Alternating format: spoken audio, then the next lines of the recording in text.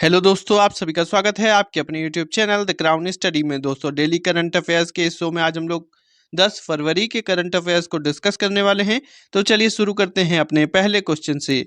हमारा पहला प्रश्न है, हाल ही में भारत सरकार ने किसे भारत रत्न पुरस्कार देने की घोषणा की है? तो अभी हाल ही में भारत सरकार ने doctor MS Swaminathan, PV Narasimha Rao और चौधरी चरण सिंह जी को मरणोपरांत दोस्तों इन सभी को भारत रत्न पुरस्कार देने की घोषणा की है। यानी जिसका राइट ऑप्शन है उपर्युक्त सभी को। भारत रत्न की बात करें तो ये 1954 में दोस्तों ये स्थापित हुआ था। 1954 में ये भारत का सबसे बड़ा नागरिक सम्मान है। भारत में 4 नागरिक सम्मान दिए जाते हैं जिसमें भारत रत्न है और बाकी पद्मश्री, पद्म भूषण और पद्म विभूषण पुरस्कार हैं। अगर बात करें अभी तक ये कितने लोगों को दिया जा चुका है तो 53 लोगों को अभी तक ये दिया जा चुका है और 2024 में दोस्तों सबसे ज़्यादा लोगों को दिया गया है, 5 लोगों को। अभी तक किसी भी वर्ष 5 लोगों को नहीं दिया गया था एक साथ। इस बार 2024 में 5 लोगों को एक साथ दोस्तों भारत रत्न पुरस्कार दिया गया है एक साल के भीतर। अभी सबसे पहले कर्पूरी ठाकुर जी को, फिर लाल कृष्ण आडवाणी जी को, फिर doctor MS Swaminathan, PV Narasimha Rao और चौधरी चरण सिंह जी को दिया गया है। अगर बात करें ये पुरस्कार किनको दिया जाता है तो ये पुरस्कार दोस्तों किसी भी क्षेत्र में अनन्य योगदान के लिए, भारत के लिए उनका अनन्य योगदान हो, उनको ये पुरस्कार दिया जाता है। जरूरी नहीं है प्रत्येक वर्ष दिया जाए। इससे पहले ये 2019 में दिया गया था। 2019 में 3 लोगों को दिया गया था, प्रणब मुखर्जी जी को, भूपेन हजारिका और नानाजी देशमुख जी को। इस बार 5 लोगों को दिया गया है जिसमें से 4 को मरणोपरांत दिया गया है। कर्पूरी सिंह ठाकुर दोस्तों ये बिहार के 2 बार मुख्यमंत्री रहे, सामाजिक न्याय का मसीहा कहा जाता था। लोग इन्हें जननायक के नाम से जानते थे। देश में सबसे पहले इन्होंने ही पिछड़े वर्ग को आरक्षण प्रदान किया था। अंग्रेजी की अनिवार्यता को भी इन्होंने ही खत्म किया था। लाल कृष्ण आडवाणी दोस्तों ये 2002 से 2004 तक भारत के उप प्रधानमंत्री रहे। 1980 में रथ यात्रा से इन्होंने सुर्खियां बटोरी थीं। 1998 से 2004 तक ये गृह मंत्री के पद पर भी कार्य कर चुके हैं दोस्तों। ये अकेले इस बार 2024 में अकेले ऐसे व्यक्ति हैं जिन्हें जीवित रहते हुए भारत रत्न मिला है। बाकी कर्पूरी सिंह ठाकुर हों, चाहे चौधरी चरण सिंह हो, PV नरसिम्हा राव हो या MS स्वामीनाथन, इन सभी को मृत्युपरांत यानी मरणोपरांत ये पुरस्कार दिया गया है। चौधरी चरण सिंह जी 2 बार उत्तर प्रदेश के मुख्यमंत्री के पद पर रहे। 28 जुलाई 1979 से 14 जनवरी 1980 तक देश के प्रधानमंत्री के पद पर भी रहे, लेकिन ये कभी संसद नहीं गए दोस्तों। वेरी इंटरेस्टिंग पॉइंट है कि ये प्रधानमंत्री के पद पर रहे लेकिन ये संसद नहीं गए, प्रधानमंत्री के पद पर रहते हुए। अगर बात करें इनका जन्म कब हुआ था तो 23 दिसंबर 1902 को हुआ था यूपी के मेरठ में हुआ था।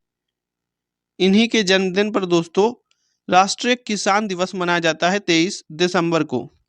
1930 में दोस्तों इन्होंने सविना अवज्ञा आंदोलन में भी भाग लिया था। नेक्स्ट हैं PV नरसिम्हा राव जी।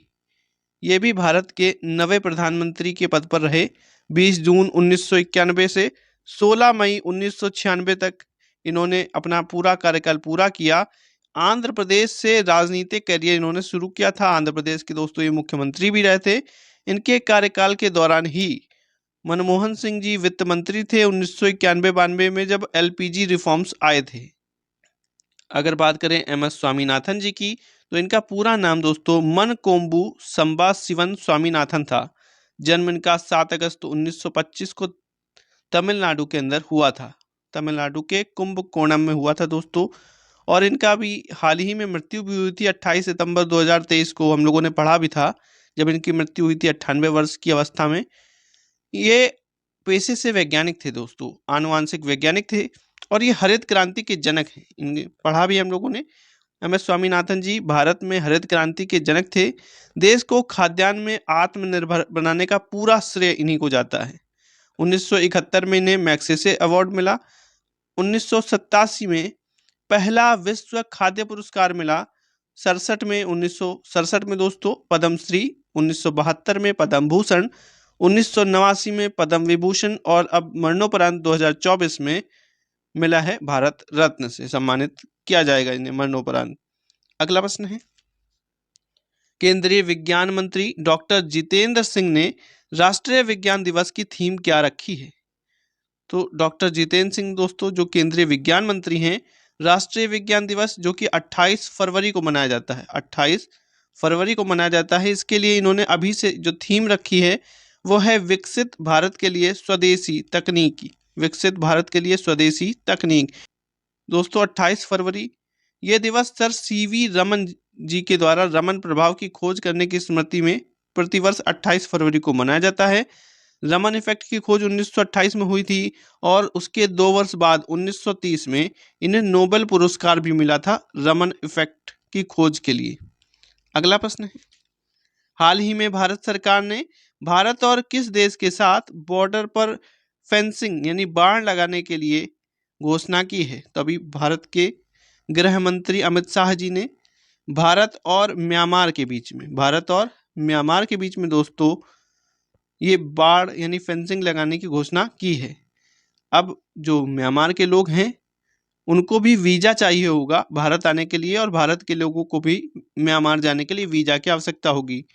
भारत और म्यांमार की जो सीमा है वो कितने किलोमीटर की है? तो 1643 किलोमीटर की सीमा है दोस्तों और इसमें अब फेंसिंग की जाएगी। बॉर्डर पर बेहतर निगरानी की सुविधा के लिए गश्ती ट्रैक भी बनाया जाएगा।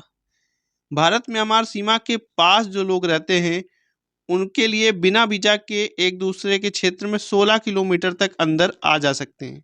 भारत के लोग वहां पर जा सकते हैं अंदर 16 किलोमीटर तक जो बॉर्डर में रहते हैं और जो म्यांमार में रहते हैं वो भारत आ सकते हैं।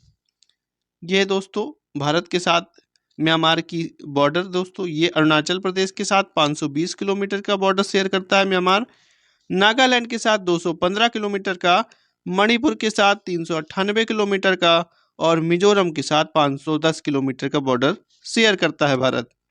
अगला प्रश्न है, हाल ही में कजाकिस्तान का नया प्रधानमंत्री किसे नियुक्त किया गया है? तो कजाकिस्तान का नया प्रधानमंत्री ओल्जास बेक्टेनोव को बनाया गया है, ओल्जास बेक्टेनोव को। अभी हाल ही में अली खान इस्माइलोव ओल्जास जो वहाँ के प्रधानमंत्री थे दोस्तों, इन्होंने इस्तीफा दे दिया था। इसके बाद से ओल्जास बेक्टेनोव वहाँ के नए प्रधानमंत्री नियुक्त किए गए हैं। कासिम जोमार्ट टोकायेव ये वहाँ के राष्ट्रपति हैं, कजाकिस्तान के राष्ट्रपति हैं दोस्तों। अगर बात करें कजाकिस्तान की राजधानी क्या है, तो कजाकिस्तान की राजधानी है अस्ताना। ये रही दोस्तों इमेज ओल्जास बेक्टेनोव की। ये कितने वर्ष के हैं? तो 43 वर्ष के हैं, 43 वर्ष के हैं और राज्य की भ्रष्टाचार विरोधी एजेंसी के पहले ये प्रमुख भी रह चुके हैं। अब ये वहाँ के प्रधानमंत्री हो गए हैं, नियुक्त किए गए हैं। अगला प्रश्न है, हाल ही में wild life photographer of the year people's choice award 2023 किसने जीता है?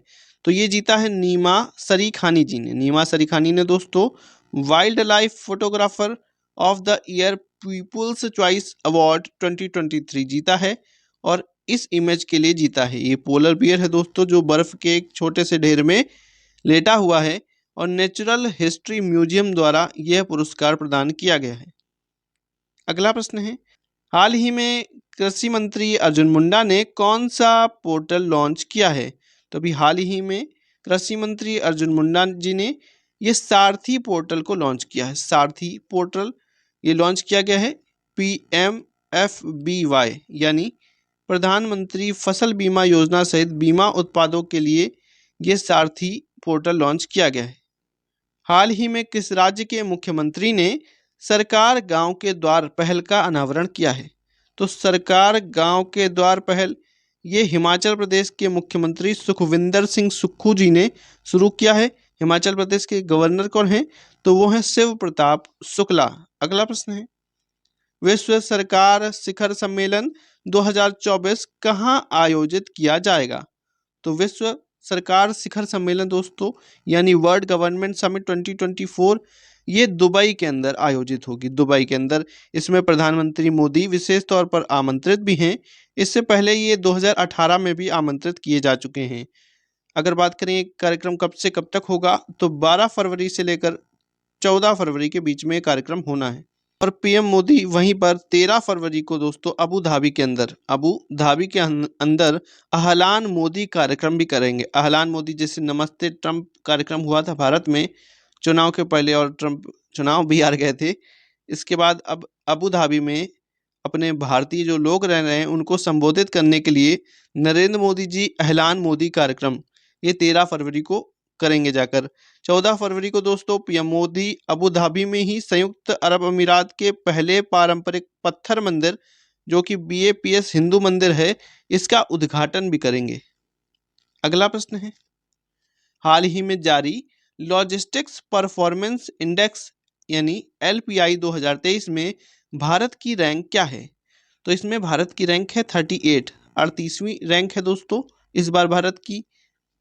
अगर बात करें पहले स्थान पर कौन रहा, तो पहले स्थान पर रहा है सिंगापुर, वहीं दूसरे स्थान पर फिनलैंड रहा है और तीसरे स्थान पर जर्मनी रहा है। अंतिम स्थान पर कौन आया है, तो लीबिया आया है। कितने देश शामिल थे इस इंडेक्स में, तो 139 देश शामिल थे जिसमें भारत की रैंक 38 आई है। 2014 में दोस्तों भारत की रैंक इसमें 54वीं थी, 2018 में 44 और 2023 में 38 आई है। ये दोस्तों बड़ी छलांग है भारत के लिए, जो अपने लॉजिस्टिक्स बुनियादी ढांचे और दक्षता को बढ़ाने के लिए देश की प्रतिबद्धता को रेखांकित करती है। ये दोस्तों ये जो रिपोर्ट होती है ये LPI rank, customs, infrastructure, international shipments, इन सब पर बेस्ड होती है दोस्तों। इसके लिए कई पैमाने होते हैं, इन सारे पैमानों पर ये रिपोर्ट तैयार की जाती है। अगला प्रश्न है, हाल ही में LIC म्यूचुअल फंड्स ने किसे MD एंड CEO नियुक्त किया है? तो LIC म्यूचुअल फंड में दोस्तों अभी Ravi Kumar Jha MD and CEO नियुक्त किए गए हैं। वहीं अगर बात करें नवीन तहलियानी की, तो हम लोगों ने कल ही पढ़ा था ये टाटा डिजिटल के MD और CEO नियुक्त किए गए हैं। अपूर्व चंद्रा दोस्तों ये स्वास्थ्य सचिव नियुक्त हुए हैं। दोस्तों अगर वीडियो अच्छा लगा हो तो वीडियो को लाइक करें, शेयर करें, चैनल को सब्सक्राइब करके बेल आइकन दबा दें। Thank you.